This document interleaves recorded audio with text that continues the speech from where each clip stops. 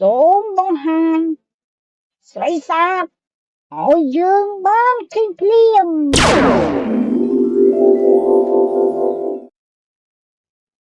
អូ my god វ៉ាវ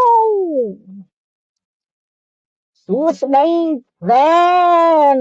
ទាំងអស់គ្នាថ្ងៃនេះយើងនឹងចេញទៅលោកស្រស់សង្ហាមួយរូបដើម្បីធ្វើជាប្តីរបស់យើងហាហាហា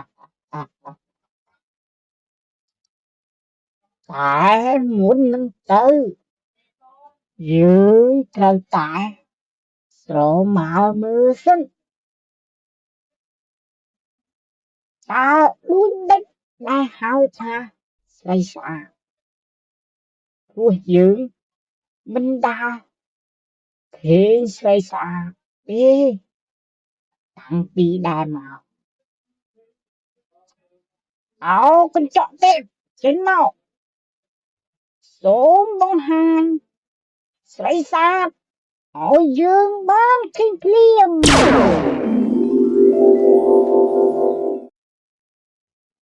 អូ my god វ៉ាវស្រីស្អាតនេះមិនក៏ធំធំម៉េះអូយតាំងពីកើតពោះម៉ែមកយើងមិនដាល់ឃើញទេម៉ែធំបោះគេមែនអូមុខគេក៏ស្អាត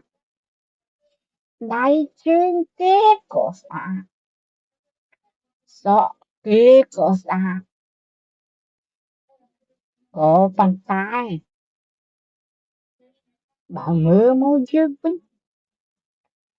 អូ my god យើងគ្មានដើមទ្រូងនឹងគេសោះសក់យើងក៏ក្រញាញ់ទៀតតើមានបរិសុទ្ធណានឹងស្នេហាយើងក៏មិនអីទេយើងនឹងសាកល្បងចេញទៅរកស្នេហ៍គ្រាដំបូងរបស់យើងសិនហាហាហា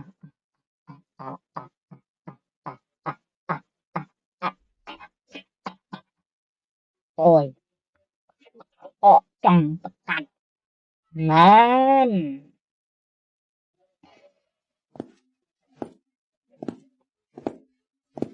ចំយើងជាមេធ្នប់មិនក៏យើងត្រូវដើរអញ្ចឹងតាមពិតយើងមានយត្តសរសចេះហោះចេះហោះចេះដើរលើដីឥឡូវកុំឲ្យខាតពេលយូរសូមលាហ្វ្រេនទាំងអស់គ្នាសិនហើយយើងចេញដំណើរទៅហើយចំមិនក៏អត់ទៅចឹងអូកាប់ពិតអត់មានឧបករណ៍ជំនួយសោះឥឡូវដាក់ស្លាបចាក់មួយសិនដើម្បីវាជួយវិញដើម្បីហត់ទៅលឿនបាយបាយ See you tomorrow